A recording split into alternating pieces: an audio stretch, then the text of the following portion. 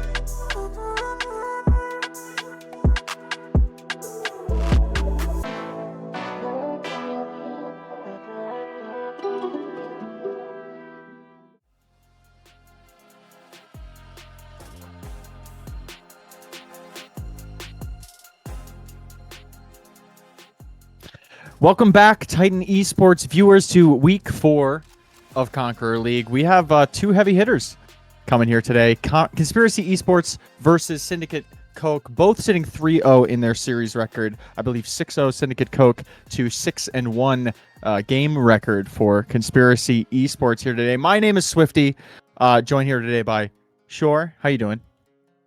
I'm doing all right. Doing all right. Great to hear.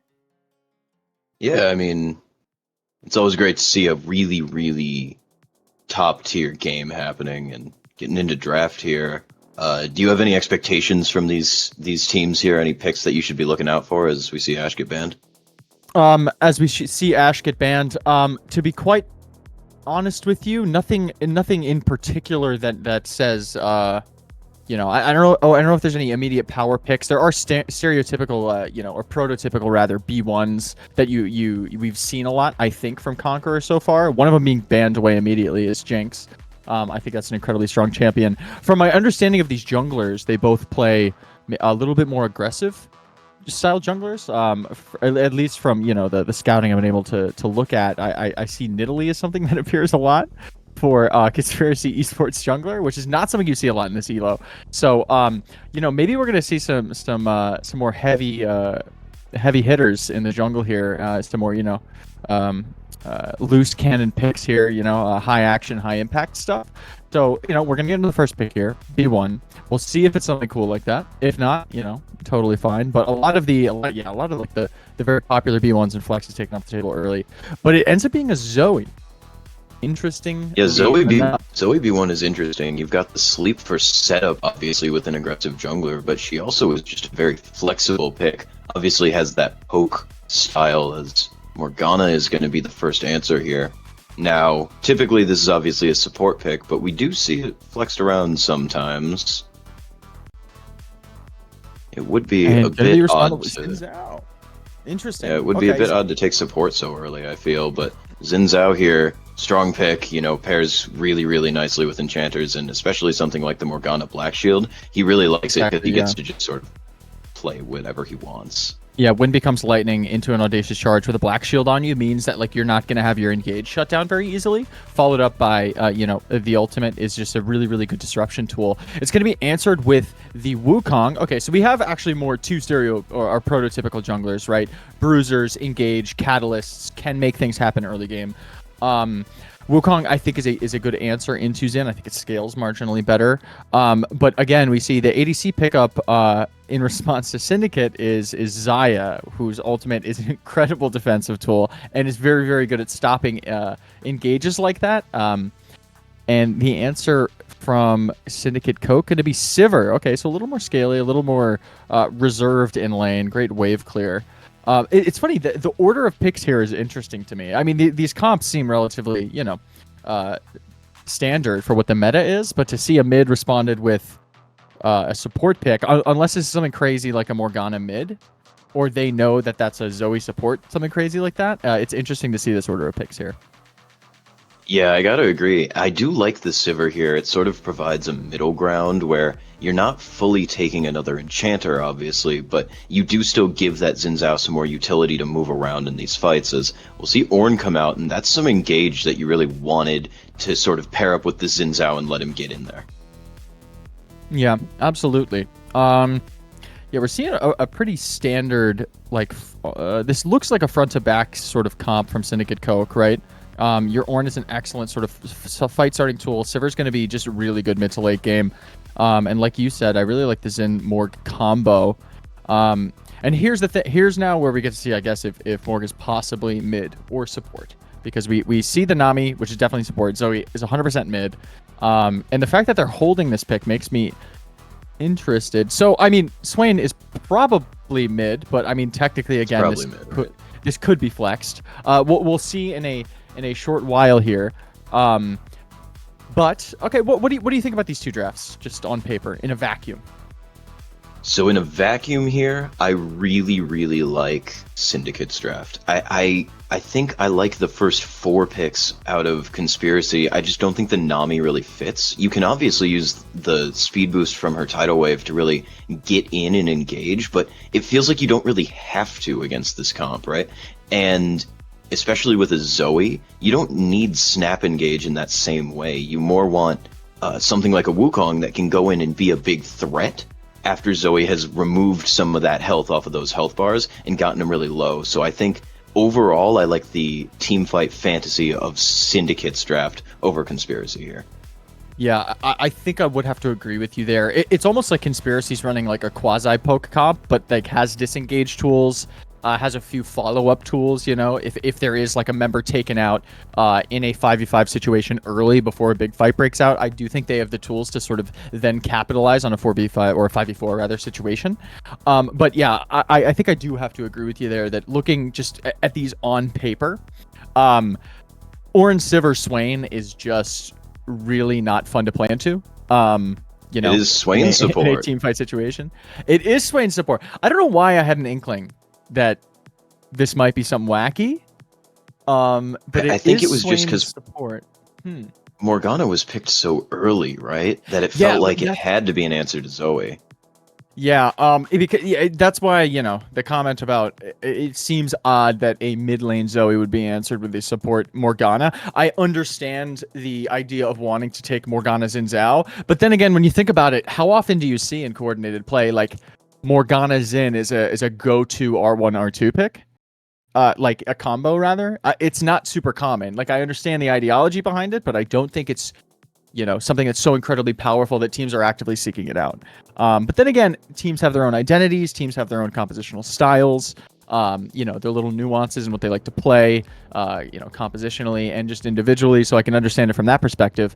But yeah, it ends up being a Morgana mid in response to the Zoe, and it ends up being a Swain support. Oddly enough, I think I would have preferred it the other way around. But really? Who knows? I think so. Maybe I just don't know the mid lane matchup, the Zoe Swain or Zoe Morg matchup intricately enough. But part of me just, you know, on paper prefers Morgana in the support role over mid lane or even in jungle. I play it in jungle myself. I think it's good. But you know, I think Swain with solo laning experience and gold is a real threat in team fights, right? It's an ultimate that warps the game. Like you have to play fights around it.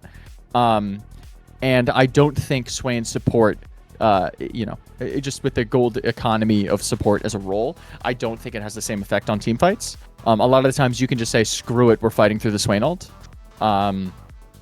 Because Swain isn't going to hit these critical spikes like just smashing a Leandri's into a Riley's like before mid-game team fights, right? Like those items aren't going to be fully online just by nature of the role. Yeah, I definitely think that we're going to have to see a more utility-based Swain build. What I would love to see is some combination of Rylai's and then maybe even going for the Shirelias on top of the Sivir ult to give your team an extra move speed boost could be really potent. I do like the Morgana matchup into the Zoe because it's really hard for Zoe to ever have true kill pressure on you, right? Whenever you get hit with that Drowsy, you just put the black shield up and you're unharmed, basically. So it's a super stable lane. Morgana has a very small kill window on almost every mid laner in the game at level 6. So we'll see if that can be played into, and we'll see if the Xin Zhao wants to play around that kill window there. And, you know, just in those situations, I don't think Swain has a better matchup into Zoe. Because unless she's allowing him to get that never move out as she's doing the portal hop, she's almost always going to be able to dodge it, right? So it's kind of hard for Swain to get those stacks up. But I agree that if the Swain tries to build like how a mid lane Swain would, I don't think it's going to get that much value. Yeah, would have to agree. Regardless, I'm curious to see, you know, how this turns out. I think we've got more of like Syndicate Coke has a pretty easy to execute comp here. I think it's very straightforward in what they want to do. And when it comes to fights, I think they have like, you know, a pretty clear plan A. As opposed to Conspiracy, I think it's a little more of a high execution comp. Just looking at it. Like, I think that just happens though when you like have champs like Renekton, like Zoe. These aren't things that like, you know, any player I think can just pick up and immediately be effective on, particularly in coordinated play and as you move into like team fight situations in any sort of game state. You know, their kits are sort of like they're intricate in how you need to execute them when it comes to high level and coordinated play. So, but I think that's a higher risk, high reward thing, right? Like when you play things with a higher execution, a floor of execution, I think they can go better for you, right? Like, I think I've seen a lot of teams, yeah, excel with compositions like this, things that are tricky to play into, but also tricky to play. But part of me thinks it's hard to beat. It's hard to beat the ABCs of League when you see an Orin top and a Xin Zhao jungle and a Sivir ADC, right? It's sort of the stereotypical stamp of a League comp, and there's a reason for that, and I think it just works really, really well. But No, I I'm definitely interested to agree see how with this you. turns out. Hmm. I one of the things I wanted to point out is the Nami pick. Again, we talked about it, the B5 Nami pick here, right? And what it feels like to me is it very much feels like you're taking the Nami because partially you're saying, all right, look, in a game 2 or 3, we might be a little bit worried about Lucian. But I think it's a bit interesting because Lucian's best pairs right now are Yumi and Milio. Milio. It's not Hmm. usually paired with that Nami anymore, so it's a bit strange to see that one come out of those 3 enchanters that Lucian really likes to play around. Sure. Yeah, correct me if I'm wrong, because we've now switched the draft on screen up as we're going into it. Was Zaya picked in response to Sivir, or was Sivir picked in response to Zaya? Zaya I was think taken on Sivir. B3. Welcome to Summoner's Rift.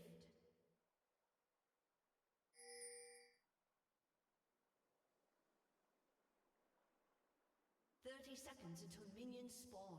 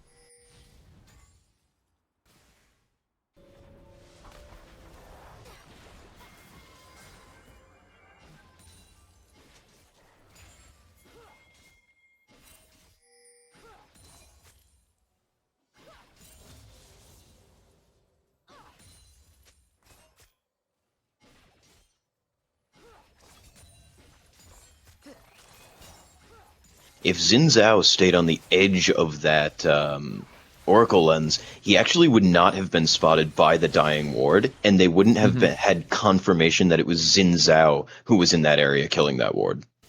Yeah, as opposed to, was Ninja in vision? I actually did not see. I think he was, but either way, you expect the Swain to be there. Yeah. Yeah.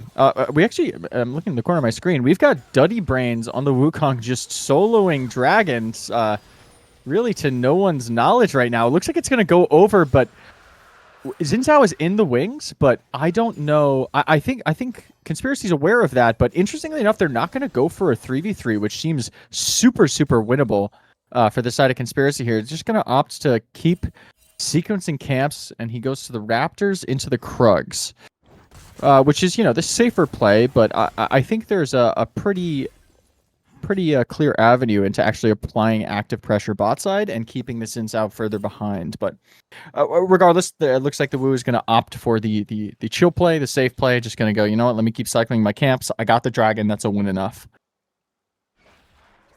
Yeah, I mean, I think the ultimate call, now he's level 6, I think now is when we're going to see him really look to pounce on this bot lane, because Wukong, that Cyclone is one of those abilities that cannot be blocked by Sivir Shield. You block the first strike of it, but it hits you like 7 times. So it's just not a great feeling for Sivir to get jumped on by the Wukong, as he will take the recall instead of going for the tower dive. Yep, I'm going to offer that recall. We're now in a situation where we get to see Sivir just do the wave clear thing under tower. I think is perfectly content in this situation. They are now effectively behind bot side, right? They do have the kill up to the assists for the side of Conspiracy Esports, but Zion out pulling ahead nearly 15, 16, 17 now CS. But I think Sivir is a champion that is sort of I think comfortable in these situations, right? Like akin to a Kale is like, all right, let me just sit under tower, let me farm my camps out, wait until the team fights mid to late game where Sivir AoE damage is just super, super potent. Let's see if we didn't even get to see this on the bottom half of the map. There goes Swain. Goodbye. Yeah, there goes Swain. I mean, Ahop was hitting the bubbles, so I can only assume that's what happened again, or just a really great feather positioning, as Atypical Name is going to have to walk away from this. Does have the spell shield to get away from that bubble, though. Yeah, really good pressure to walk Atypical Name off of those camps there. Conspiracy Esports, starting the grubs, is able to pick up one before Morgana and Xin Zhao show up. It looks like they're going to be able to pick up 3 before they show up, and they understand that they are getting pinched by the Ornn in the top side, who does have the Call of the Forge God up. They're going to respect and back off. Yeah, but this is so good for Conspiracy. Already you are threatening that last objective for... Oh. Down goes Aquafelis. Really good play. I have to assume that was set up by the Salmon there as we get the replay. Yeah, Aquafelis is again 3-man, then Nevermove is going to come out, followed up by the Dark Binding, and that's all she wrote. Yeah, there's nothing you can do there, Zoe, in that situation. Once the E lands for Swain, it's a free Dark Binding for Morgana, and that's it. Yeah, and that's just so much CC. Yeah, it's too long. I mean, Dark Binding is an incredible piece of CC. Like, if you hit Morgana Q, it's how many seconds is it? It's like 2.5 seconds or something like that. It's wild. She's level 9, but this is almost certainly...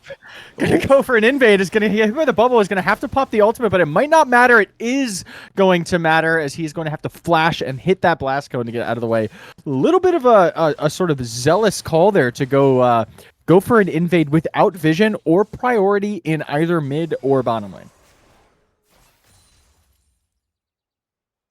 Yeah, well, what I was going to say, I'll finish that thought first, is that at level 9, Morgana's probably got 2 points into that Dark Binding, so it would be, I believe, 1.5 seconds. I think it goes up 0.5 second every level. Still, though, that's a decent amount of CC. Yeah. They still hit a lot of CC onto that Xin Zhao, too. That was, Drowsy coming out on Swain. There is the bubble follow-up, and that is so much damage. Can we get the last bit of damage we can? Ahop's bounce is going to take it. Not necessarily the ideal target you want to be getting those kills, as now Nami is 2-1-2 to Zaya's 0-0-4, but you'll take the kills when you can get them. I was gonna say Zaya's the real support here. Yeah, She's exactly. got Essence Reaver 4 Zaya support. assists. Yeah. I mean, listen, you'll take the kills. Obviously, perfect world, Zaya's, 4-0 right now, but we don't live in a perfect world, so we'll just have a really, really scary Imperial Mandate Nami for a little bit. Yeah, and I love seeing that Surging Tides cast on the ally to extend the reach of it. And even though it was weak, it did have enough to finish off that Swain. It was good movement, though, in order to try and get that going. Almost Yeah. got out, arguably. Yeah, we're now in a situation where I mean, gold is in favor of Conspiracy Esports, as well as I think 2 objectives, if I'm not mistaken. That is first dragon as well as all 3 grubs.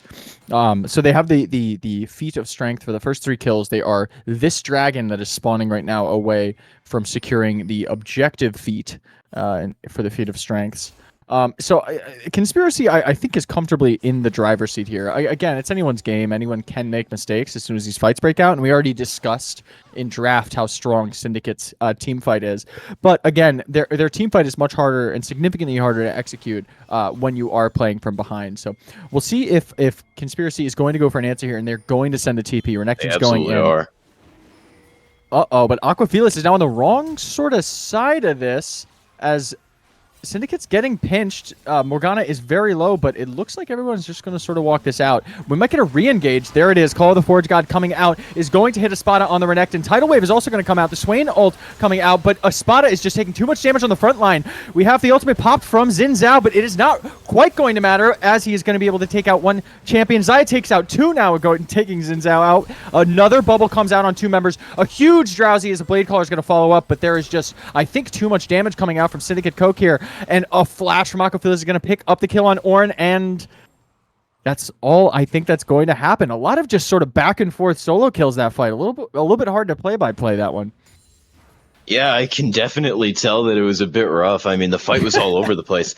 One of the key things to note there is that the majority of that fight was a 4v5. The Salmon had gotten chunked, lost flash, had to recall and use teleport to get back in. I was gonna comment on using the Black Shield on Xin Zhao instead of herself while she was drowsy, but the fight sort of started to happen. The dragon does get pretty low, but I don't think Iplock was ever really in range to smite it. Then, I mean, it's all about the carries on Syndicate, and we see just how scary that team fight can be. I mean, the Ornn over top, tanking for these 2 carries, and by the end of it, they're the only ones left alive. They are, and I mean, look at Morgana and look at Actually, before we do that, maybe there's a little bit of a gank up top. Nope, level 11, the level 2 Dominus is gonna appear on screen for Iplock. So nothing happening there. But if you look at Morgana and you look at Sivir, like, they have like legitimate gold value now, right? That's a 202 Morgana mid. That's a 302 Sivir bot. Like, they went from sort of 0 to hero.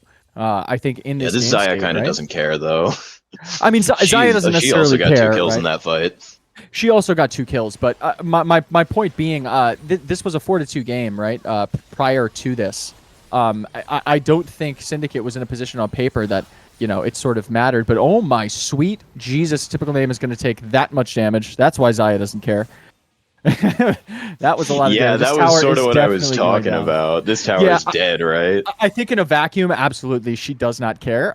But in terms of what this team wants to do, which is take team fights like that, having a 302 Sivir, I think is somewhat a little bit, it's a little bit more comfortable, I should say, going into these further team fights than, an 002 Sivir would be. But we are going to get a pause here. A little bit of pause gaming.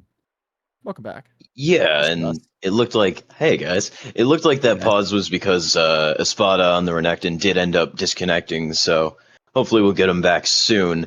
I love what you were saying about the Sivir versus the Zaya, because we saw it in that dragon fight, right? We saw that both of them were in position to do big damage. It was just that after that massive burst from that Blade Caller on Zaya came out, there was nothing left in the tank, while Sivir was just running everyone down. Yeah, I mean, Zaya is a champion that's designed to be able to. It's a champion that has its own CC built into the kit, as well as its own like massive, get out of jail free card built in the kit. A lot of her power budget is invested into that, right? We're gonna go away. So sad. A little bit of yeah, there we go. Caster caster fun stuff here. This is a classic Yeah. Riot thing that happens after a pause. We'll get a little bit of a delay here before it keeps going. But my point being, a lot of her power budget, Xayah, it's built into having CC as an AD carry, as well as having a free get out of jail card as an AD carry. And Sivir's power budget is much more into right click and move, right? Like her on the hunt gives movement speed. Ricochet and Boomerang Blade are just AoE damage, and it's a lot easier to have those things be consistently present in a fight, right? So like you said, when Xayah's, out of gas and there's nothing left in the tank, Sivir can still right click more effectively into a group of 5 than a Xayah can, right? Xayah also has those AoE autos, but they're tied to her cooldowns. And, I think that just sort of came to fruition there, particularly when you have like an Ornn backup, right? And Swain CC, Morgana CC as sort of a backup to lock down targets. But, Espada can take it very low. Call of Forge God. And not, wow. That just sort of happened in the corner of the screen there. It looks like CC came out on repeat, and Espada did not get to play the video game. Is going to be staring at a gray screen for the next 25 seconds as Conspiracy Esports. I think they got to give this right. You don't have Renekton. Wait. Look at the what? Wait, was Conspiracy Esports blue side? Have I been looking at this the wrong way? Syndicate Coke is blue side. Syndicate. Wait. I think I've been saying the wrong teams the whole time. I think there was a bit of a mishap with the sides that the scoreboard was showing. I'm pretty sure that's what happened here. I think this is the correct scoreboard, but I think I read Conspiracy being blue, and I just didn't associate the names that I should have with the team. Regardless, we fixed it, and that's okay. Well, so here's the interesting thing, is that I was very confused because the Ninja was shown as picking Nami in draft. So when we got into game, I was very confused as to why the Ninja was actually the Swain. So it looks like there was just a little bit of swapping around that had to be fixed. Just a little bit of swapping. Production has to do something to keep us on our toes. And so, yeah, of course. So that's what it is. But, now we got it fixed. Syndicate Coke are the ones who are now actually even in gold with Conspiracy Esports. Ooh, that spell shield. Super clutch. They have 2 spell shields, now that I think about it. They have 2 spell shields and an AoE Crescent Guard that stops damage from coming in. But that is so much damage coming out on the Ninja. So what becomes Lightning is going to find, looks like nobody in the mid lane. Iplok's going to eat a chunk of damage for that. I think we're now seeing what these 2 comps do, right? And I think my comment about, like, air quotes pick comp into full-on front-to-back teamfight comp, right? I think in a situation where a full-on 5v5 has not been started, like, I'd much rather be Syndicate here. But in a situation where we're doing a front-to-back team fight, I'd rather have the Ornn Sivir on my team, right? And we're going to see if it's going to happen. Slippy getting hit by a bubble, and Smite Fight goes in the favor of Wukong as all hell is going to break loose. That his ultimate's popped literally everywhere. Duddy is going to go low as the ultimate is still spinning, but Ornn is going to follow. A knockup's going to follow up on Cloud Breeze, going to follow up with the ultimate. Swain taken low, has to flash out. Espada looking for blood there on the backline, but is eating CC. Isn't quite able to get on the backline. Eats away, becomes Lightning. The follow-up is going to be there. Drowsy coming through on Morgana, so Soul Shackles is only going to find Nami. Aqua Felix and Cloud Breeze are now having to run away. The Swain W is going to come out. Are we going to find 2 more kills? Iplok doesn't have too much left in the tank. He's going to go down, but traded for Xayah. Aqua Felix is going to get killed by Sivir. And holy moly, man, I can barely breathe. Wow. Dude, that fight was crazy. The double teleport coming from all angles. That may have been the most efficient Soul Shackles I've ever seen. I think it got 3 flashes there. It did, yeah. And the only one who I think didn't have flash was Ahop on the Nami, who then ate the Soul Shackles. But yeah, Soul Shackles, it's going to force out sums every time it's used. But I want to talk about this Morgana even past that great flash play. It was dark binding after dark binding landing in this fight. Renekton had a real angle on Swain there, but just got rooted and could not dice that slice in order to get that gap close and take out that Swain. And arguably it changes the way the rest of this fight happens, right? Yeah, absolutely. Like Espada just could not find the backline, right? That's what Renekton needs to do. It's sort of that discussion that we had earlier about like execution, right? Like ease of execution. Renekton has a harder time doing his job than an Ornn does in team fights by nature of having to find a flank angle, right? Having to find that little bit of CC onto priority targets when there's like a spell shield, a black shield, right? And a crescent guard, a tidal wave on the side. Like there's so many ways. Oh, excuse me, not a tidal wave. Tidal wave wasn't ninja. We just made that comment, didn't we? Regardless, there's so much CC basically is my point, right? To protect from Espada getting onto priority targets for Conspiracy Esports. And just it comes to fruition there, right? Like Renekton just cannot find the target, cannot get in the back line, is eating Dark Binding in the face, and just I don't know if you saw that Cull the Meek just like hit nothing. Yeah, it did. He had no other option. He was just standing there and had to All right, press it. I guess I'm gonna press buttons on my keyboard if I don't get to play the game. It Yeah. feels bad as a Renekton, It does, especially now. I'll call out in Swain's inventory. He does have that Rylai's Crystal Scepter, so when that ultimate is active, slowing everyone, but most notably the melee threats of the Wukong and the Renekton, is going to be potentially game-changing in these fights. I think he's actually building towards a Zanya's Hourglass second. That's my guess. Yep. Also, notably, like Zaya obviously is not a melee or not Zaya, excuse me. Zoe is not a melee champion per se, but a lot of the times in fights, if she has to hit the bubble, followed up by a paddle star, and is using her portal jump to do so, if Swain understands how that works, like he can position himself sort of in front of the backline, and all of a sudden, like a portal jump takes Zoe into Riley's Crystal Scepter ultimate Swain. And then coming out on the other side of the portal jump, you are in fact slowed, right? It gives Xin Zhao like a significantly easier time to continue fighting forward in those fights, particularly when Crescent Guard is up. So I mean, I think it's effective on a lot of, even more so than just the top two melee champions for that team. Again, it doesn't deal damage because it's a support Swain, and it's a Riley's and 2 amp tomes. I mean, there is what is that item? Zazak's Realm Spike. That's the Realm Spike, right? Yeah, I think that does. I think that's overtuned. It does too much damage for a support item, and the fact that it's literally free. But I don't think this is a very scary Swain in terms of damage. I think anyone can sort of 1v1 this Swain. But the ultimate is effective when that Riley's is activated, and it's actually Seeker's Arm Guard. It's going to follow it up. So yeah, it looks like he does want to build towards Zanya's Hourglass. So does the Morgana. Neither of those are shocking Seeker's Arm Guard purchases. Both of those champions really like that item, but just seeing it come out it makes me happy to see. I like good itemization.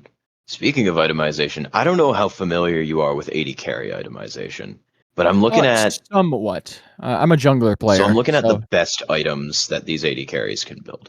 Now, I've said this before, and I will say it until the end of time. I don't think Navori Flicker Blades are that useful on Sivir. She gets the cooldown reduction on auto attacks from her ultimate anyway, and it's going to be up in every single fight. So I think every time it's really important to have that going, she's got it going, and it's sort of redundant to have it twice. So your point being, it's more effective like gold efficiency in the champions kit to just spend, what is that, like 3,000 gold is Navori? Actually, Navori's pretty cheap. It might be like 2,850 or something. But Espada's going to eat a Dark Binding. It's going to be followed up by a Never Move and no more Croc. Killer Croc. Yeah, that's probably the start of this Otacon here. Yep, that is the start of this Otacon. It's a 5v4 with 4 members on the bot side. Ornn is sort of... It's funny. Ornn has TP, but is... I think catching the mid wave, does understand that maybe Ornn has to pick up the top side, but there just is no contest. And I think that is pretty abundantly apparent now. Syndicate Coke is not contesting. They say, you know what, let's just try and get mid push. Let's try and get this top tower. They get the top tower successfully, but they did not have a wave properly pushed because Ornn actually, Ornn made the right call and picked up that mid wave before they actually made that rotation. So yeah, Otacon is, I'll take that trade any day of the week, losing my top tier 2 for Otacon. But Bubble is going to pick up Iplock, who is going to have to use that Crescent Guard to stop the Zaya damage from murdering this Xin Zhao. Is going to be down that key ability if another fight breaks out anytime soon, which possibly could be Dragon, which is spawning. It's sole point for Syndicate, by the way, and it's spawning in under a minute. Yeah, I don't think I would want to give over an Ocean Soul here. That does not sound although it's a Cloud Rift, so it must be a Cloud Soul, right? Either way, neither of those sound good to give over, as that's going to be Ahab dying there. Wow. Uh-oh. That's not good. Not good for a potential soul fight with this dragon coming up in a second. That's 20 seconds more on Ahab. It is a support who is lower level in the game and therefore I believe has lower. I'm right in saying that, right? Death timers are directly tied to your level, not the time in the game. Partially, it's Partially? level Is it and both? its duration of game time. Okay, so it is both. But it is going to be a lower death timer. But I don't know if it matters because if we Oh walk my into this God. choke, that is Wukong taking all the damage. That's going to be a dead Wukong. That's Leandre's Blackfire Torch. That is just too much burn, I think, to get through. And yeah, wow. We're now seeing a point where I think Conspiracy is comfortably in the driver's seat here. That is 6 kills up. That is, they don't. I mean, they have the Otacon. They don't have the boots, but those frankly don't really matter. And they're sitting with a comfortable gold lead, and I think this is just innately the comp that does better in team fights. If they can get themselves to objectives, I think they are comfortable steering the direction of this game very, very well. Yeah, I mean, like, the boots are upgradable for Syndicate here, but I feel like Conspiracy has Slippy saying, like, I can make much, much better items with red barriers here. We are not worried about that. Yeah. We are going to see mid lane tower go down. So Syndicate at least trying to pick up anything where they can. This appears to me to be a caster bug. There is no tower here. Wow, one paddle star, even without the sleep, is going to take 1/3 of Morgana's health, by the way. That is wild. Yeah, I mean, What a this wild Zoe is doing a champion. lot of damage. Yeah, I think Zoe, when piloted well, is like really, really potent, right? Again, it's a champion that like Renekton has its power budget indexed into one thing very, very specifically. The Battlestar just isn't going to land there, unfortunately, but yeah, like it has its budget scaled directly into deleting a person off the map, right? So it's very, very good at that. Does it provide AoE damage akin to a Victor or like an Orianna in team fights? Absolutely not. But if you can find that bubble, well, what? The Paddle Star does, and that does quite a bit of damage. Sure, the paddle star can, yeah, but it's not like an Orianna ultimate where you can just move a ball in between a team, right? It's a skill shot that has to be landed. Yeah. Rather than just being able to sort of walk into a team and do it, right? Also, what the cooldown is on that later in the game? No more than it's 5 still seconds, right? I feel like it's I know it's long earlier in the game, but It is, yeah. But yeah, I'm just curious feel what like the scaling is on that. I'm not a Every mid time I see laner. a Zoe in these games, she's firing out bubbles and paddle stars like nobody's business come Yeah, midnight. it's 6.5 seconds at rank 5 is what it is. But, we do have Iplock taking a lot of damage here. He's going to eat CC for days. He's going to have to pop the Crescent card, but Ninja is just walking in with the Swain Demonic Ascension. But, again, it does no damage, and they're just going to sort of back off. So Iplock and Ninja are going to use their ultimates seemingly for naught here. So we have 5 ultimates up for Syndicate Coke. So a little bit of a sort of wonky play initiation there for Conspiracy Esports. It's going to amount to just them blowing a few ultimates.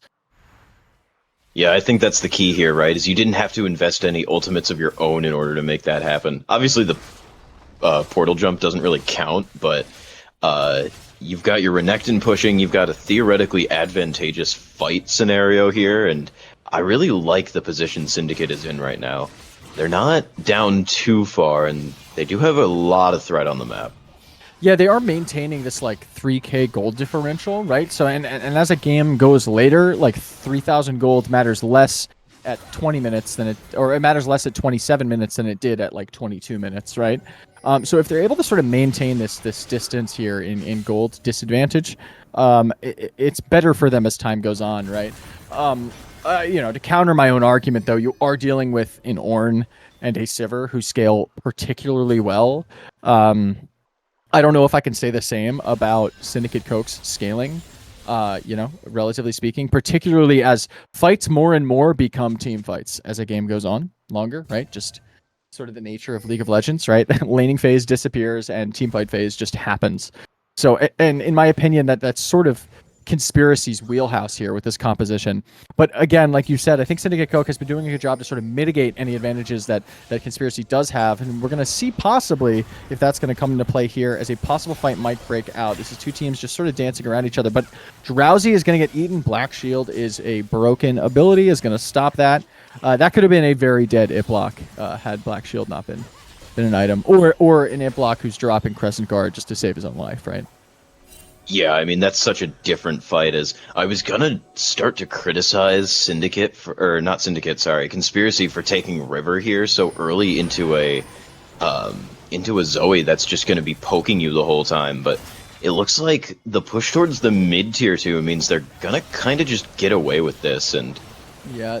That's a Morgana that could be caught here. Cryo. Call of the Forge God is going to come out. Espada is going to stand still in this situation. Evermove is not going to quite land. Demonic Ascension is going to be able to just get the slow off on Espada, who's about to eat a lot of damage. But is the follow-up quite there? Yes, it is. Wind becomes lightning, and the Q from Swain is going to do it. Tidal Wave, as well as the Xayah ultimate, is going to stop the rest of the engage, but we're trading jungler for support. On one side, Drowsy is going to get eaten. Black Shield, or Spell Shield rather, is not going to stop that post-mortem, as we're going to get Syndicate Coke just running away from the rest of the team here. Nevermove is going to land onto Zoe, and that is all she wrote.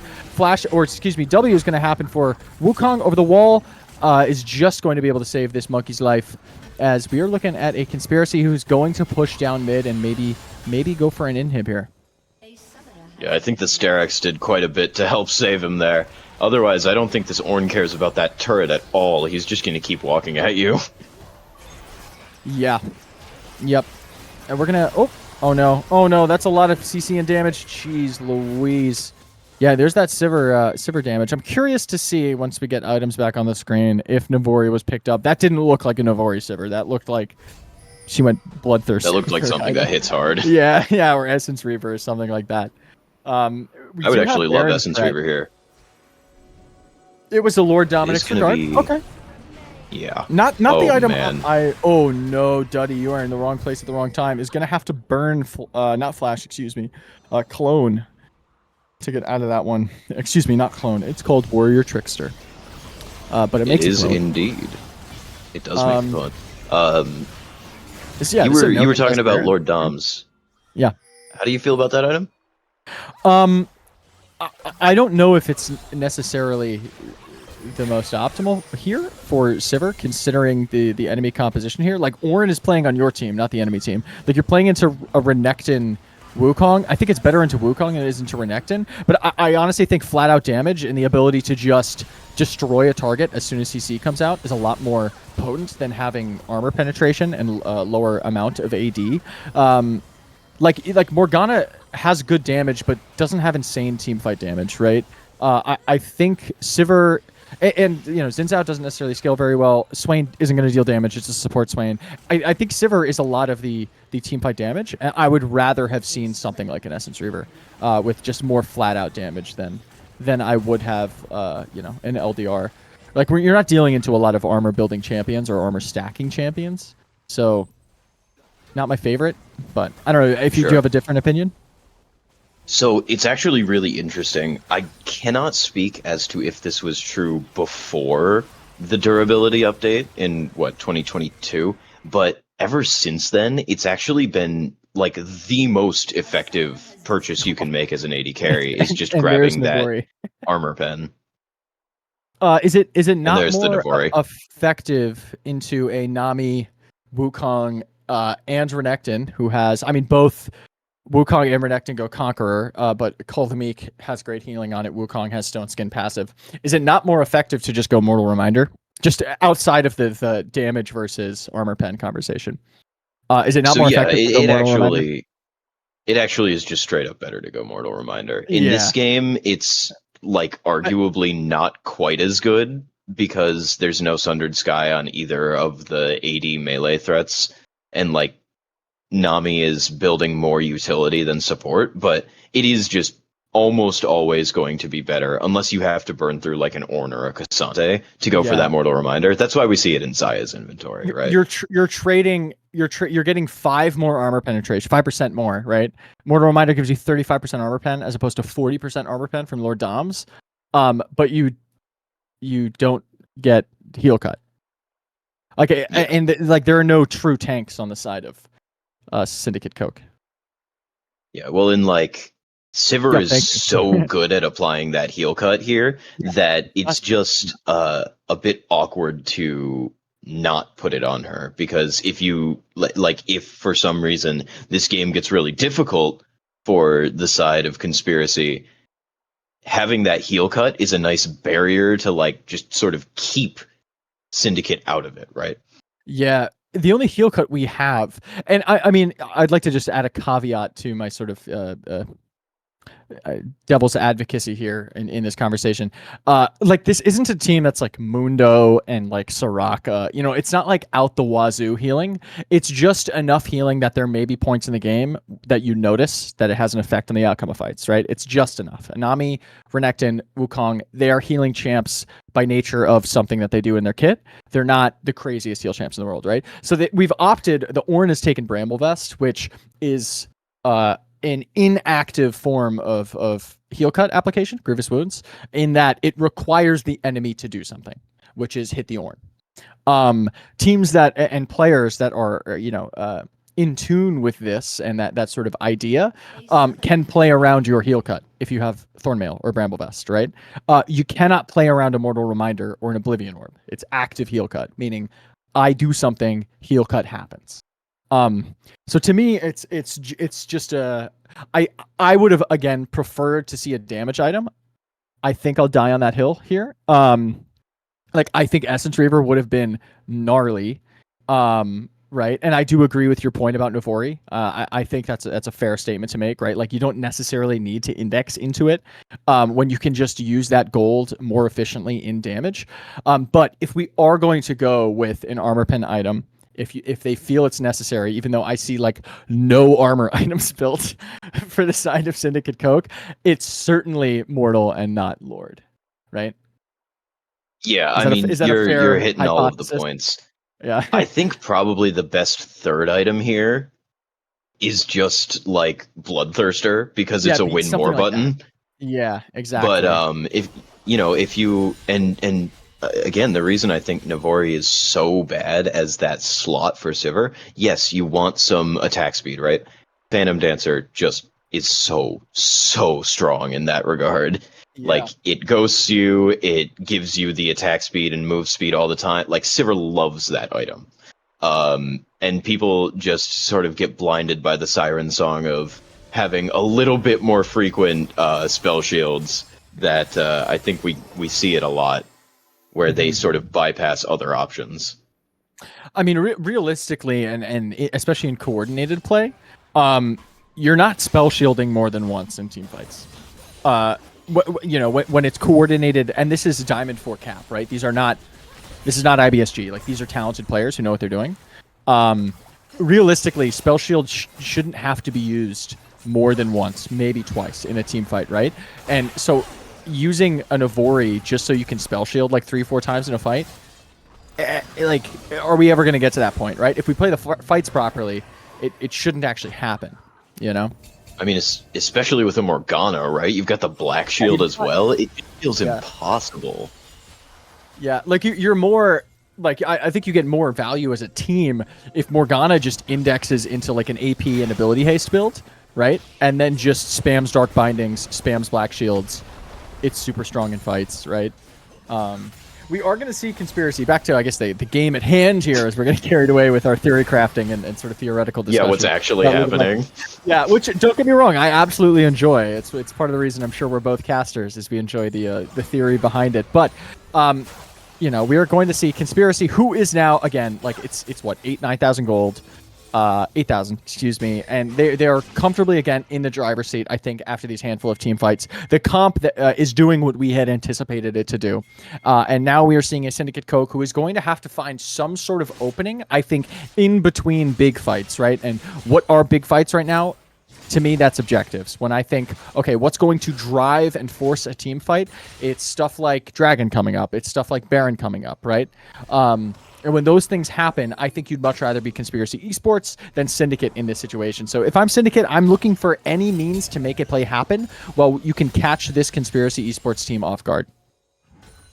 Yeah, I mean, again, you're just hitting the nail on the head over and over. There was a split second thanks, before man. I saw the hourglass on that dragon pit where Sure. where I was like, oh, maybe that Morgana teleport is the pick you're looking for, but the whole team's going to be there with Dragon coming up. I mean, we can see Scraps getting taken, the topside jungle getting taken here by the side of Syndicate. They are on soul points, so they do get to take time to get item breakpoints, but it feels like every minute that goes by, it's just more and more favoring Conspiracy, right? They've got the scaling comp, they've done the scaling. It feels really tough. You've got to get like a big pick from Zoe or a crazy engage from your frontliners and just really send home a big team fight to take a win here, I feel. Yeah, it's almost like you're I'm sure I've been this team in a comp game before where you're like, all right, we're winging a prayer, like let's see what can work. I mean, that might be it. That's a drowsy onto a big target, but the flash is going to be expended. You take that win where you can get it. Excellent use of the CC out of Sleepy Trouble Bubble from Zoe to force that summer. That is a big one for Xin. Xin, Flash Crescent Guard or Flash Audacious Charge. Wind becomes Lightning is used with Flash. That is a very low Ninja. Again, a huge Sleepy Trouble Bubble finding a target there. And I mean, Ninja just doesn't want to take this fight. Wind becomes Lightning being used sort of defensively. But that might be it. Hey, I mean, they buy themselves a little bit of time here with some good sort of pick damage coming out. They absolutely do, but I mean, you can Without try a to kill, just give what does everything, it work, right? Yeah, you can try to just give everything, but at some point, like a Baron going down with Sivir, that's so much siege. Yeah, that's when I hit enter on my keyboard, I hit slash, and then I hit F, and then I hit F again, and then I hit enter. At that point.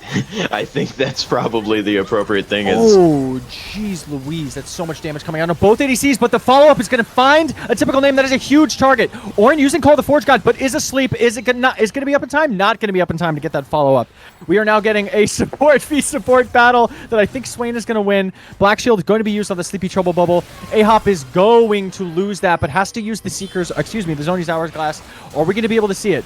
Is support Swain going to do it? Excuse me? Maybe support Swain is going to do it. It's just so late in the game. It doesn't matter that this is a support, as the Q is going to find Death Hand's going to pick up that kill, but Iplock, a little interesting play. Emphasis on the int is not going to be able to walk out with their life, but Morgana Dark Binding is going to be followed up by the Tormented Soil? Tormented, is that what it's called? I think that's right. Tormented Shadow? I think that's right. Something notable to call from that play, Xin's out, no flash, so he can't really get in. Once he's in there, he's stuck. Can't get out either, and I think that's really what opens that gateway to get that kill. But yeah, here's the start of this play. It's 80 carry violence.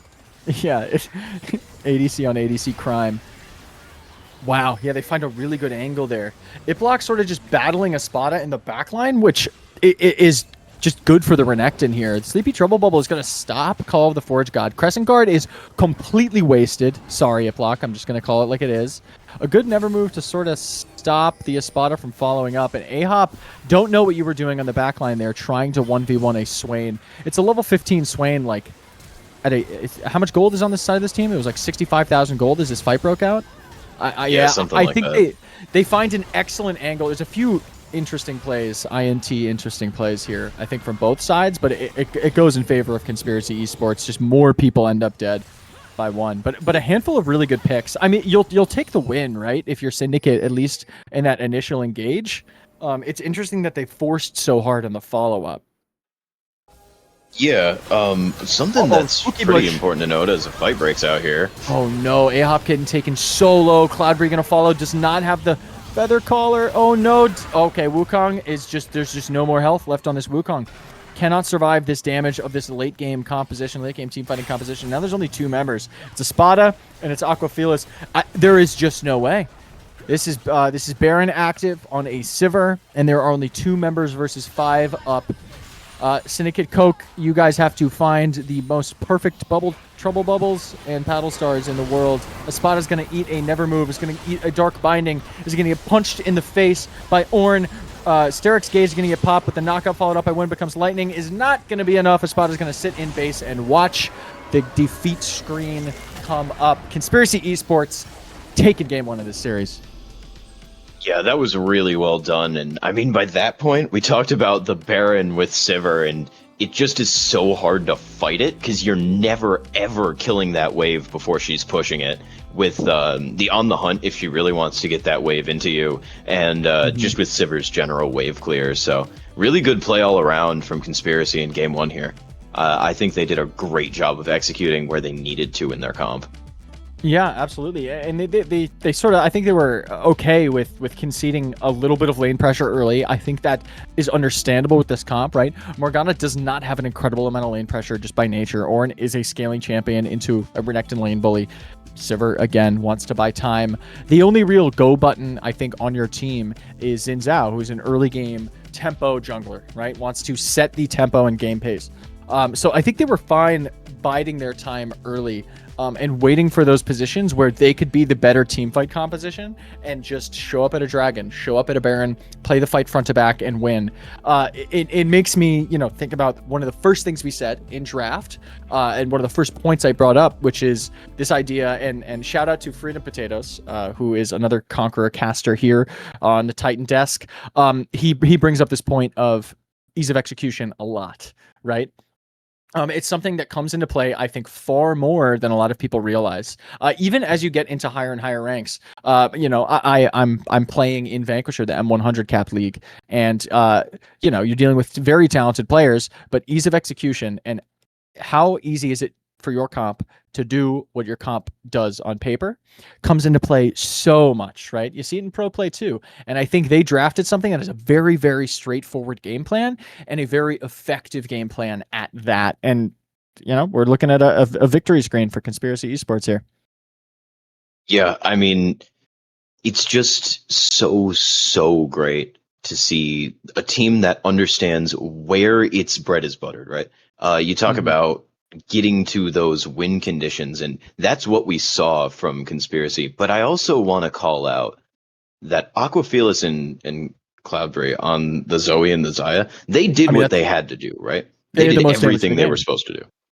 Yeah. And I think that's worth calling out. I do think we talked about how it was like a poke comp, and I think that is something where you can sort of, if you expand on it, maybe, you drop the Renekton, you take a Jace, you take a Nidalee in the jungle, you look for other avenues. You got the B1 Zoe, and obviously you're not going to get it next time because it's fearless, but you have these picks that you can play around. Forming that identity in a team comp can really be the win or loss. Yeah, I think that's an excellent point. Yeah, I think we even discussed like when we were like, hey, what does this team want to do? What does this team want to do? And then again, it was very clear what Conspiracy wanted to do, and we saw that happen this game. And to your point, I completely agree with you. The identity of Syndicate's comp isn't super abundant. I think, correct me if I'm wrong, I think I used the terminology like quasi or semi poke comp because it I doesn't think you said quite quasi have, poke comp. Yeah, it's not like they don't have all of the pieces there. And I think your point, Jace, that's a poke top laner. Nidalee, poke jungle, right? Maybe something, even possibly to me, the Nami, who, I think having an enchanter and a good disengage tool is great there. But, maybe something with I think you need a little bit more beef in that situation. Maybe we're getting too much into the weeds here. But regardless, I think your point is excellent that, without all of the pieces sort of fitting properly together, this is what it turns into, is you're dealing with a very well-oiled machine in what it wants to do, and your machine, it's a little bit duct taped, a little bit thrown together. So with that being said, I'm very curious to see what these two teams do, what changes are made. Are there any changes that you could possibly anticipate seeing heading into this game too? So I really liked the way that both of these teams played around mid and ADC and sort of drafted, they drafted picks that were effective, and I really liked the look of, the facilitating pieces. I think that as much as I gave the Nami crap, it hit a lot of bubbles. It did a It lot did. of work with that It did. tidal I was wave, right? shocked. Mhm. And as much as like we look at like these teams and how they played, the facilitator roles to support your carries looked really, really strong. Every single one of them. So I think both of these teams can play to that strength. And like if you both draft a team fight comp, it just becomes execution, right? And it's whoever Yeah. breaks first. And I think that could lead to some incredible, not just team fights, but gameplay in general between these two teams. Because, you know, you go into a game two, everything resets, right? There's no gold deficit. There's no anything. You get the new draft, right? The only thing that's gone are the picks from game one. So I think take that moment, reset your mental if you're Syndicate here, and just say to yourselves, we know how we can win. We saw what worked in the last game. We play to it. And I think Yep. similarly, if you're Conspiracy, it's the same thing, right? We saw what worked in game one. We do the same thing. Yeah. I think, you know, it's a clean way to approach a series. And yeah, to your point, I think the stuff that did work for Syndicate clearly worked. Look, what was that? It was 36k damage between the two carries of Yeah, I think they Syndicate Coke. each had 36k. They dwarfed the damage of the team that won, right? So clearly something's working. But without further ado, before we talk ourselves to death here, we're going to throw it to a quick break. Don't go anywhere. We are going into Game 2, Conspiracy Esports versus Syndicate Coke. We'll be right back.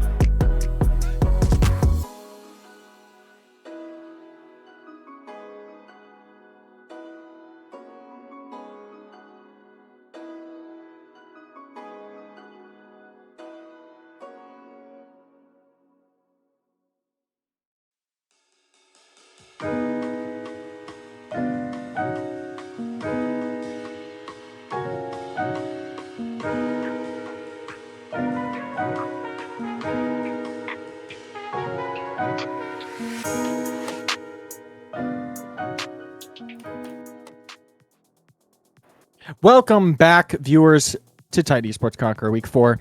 We're coming back here for Game 2. Conspiracy Esports is up 1-0 on Syndicate Coke, and we are getting right back into draft.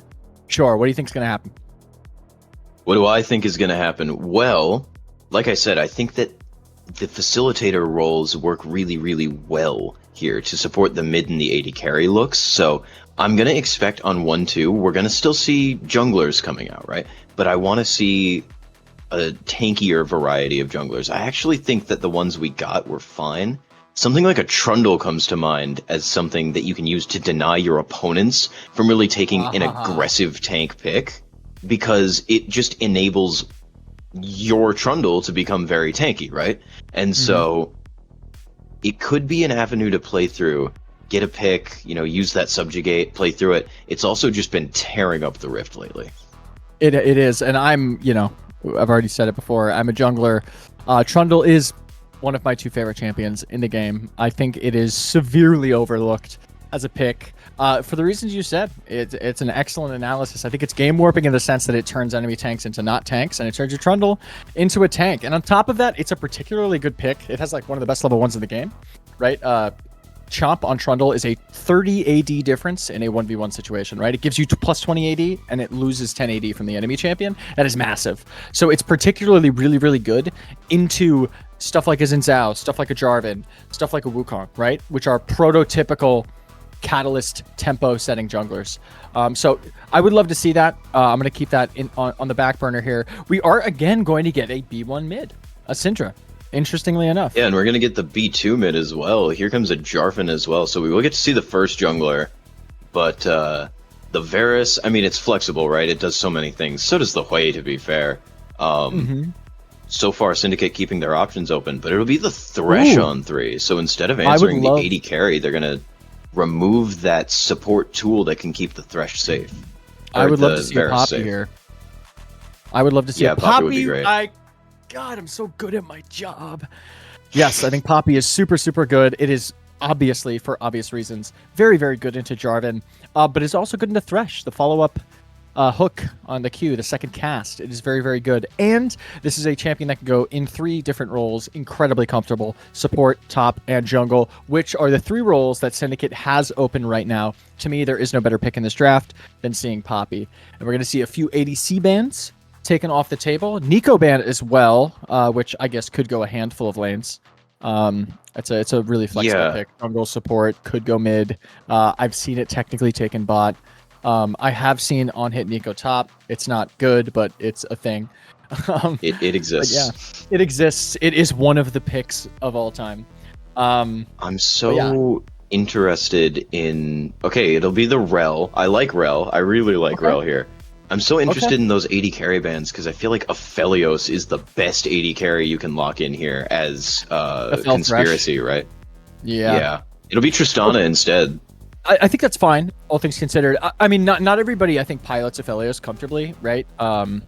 It is I think it's high risk, high reward, right? It's something that needs time in a game, and if you're not comfortable with the with your gun resetting, right, like getting red white or getting green red, something like that for a team fight, like, it can go sort of haywire. I think Tristana is, like we brought up before, it's an easier to execute champion, right? So I think that's totally fine, all things considered. And then we're going to see what I can only imagine. This is a Gragas top, right? Gragas top. Again, we could be wrong, though. It could be Gragas jungle, and it could be Poppy top. I think it's Poppy jungle. It could be. I don't think that's better. Well, do you play top at all? I'm not a top lane aficionado, so my understanding is I would rather be Gragas into Darius. But. Yeah, I am versed in many matchups just by nature of looking at what the champs want to do.